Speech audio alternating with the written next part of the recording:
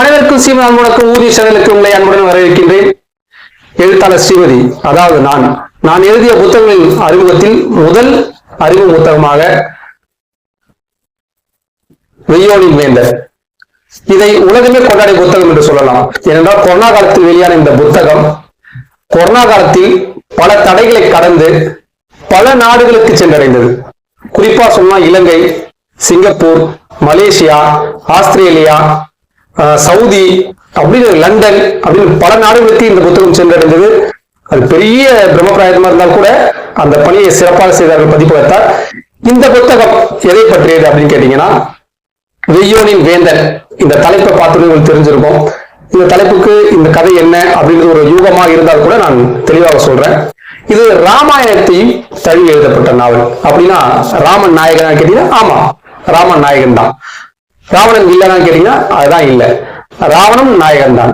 என்னங்க, ராவணனும் நாயகன், ராமனும் நாயகனா எப்படி சாத்தியம் கேட்டீங்கன்னா, இந்த புத்தகத்தை வாசிச்சு பாருங்க, எப்படி சாத்தியம் உங்களுக்கு தெரியும். இது 3 பாகங்கள் ஒரே புத்தகம் வந்திருக்கு.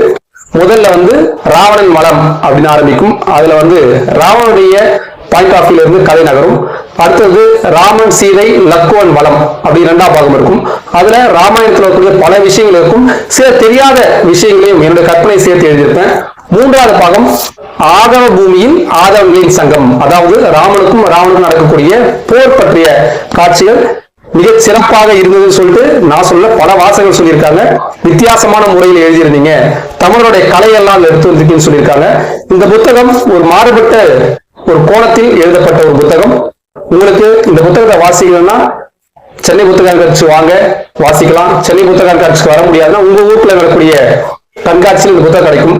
இல்லைங்க, உடனடியாக இந்த புத்தகத்தை படிக்கணும்னா கமெண்ட் பாக்ஸ்ல உங்களுடைய எண்ணை நீங்க பதிவு செய்யுங்க. வாட்ஸ்அப்ல தொடர்பு கொண்டு உங்களுக்கான புத்தகம் உங்களுக்கு சேரும்படி வழிமுறை செய்யப்படும். என்னுடைய முதல் புத்தகம் வெய்யோனின் வேந்தன். இது 2020ஆம் ஆண்டு வெளிவந்த புத்தகம்.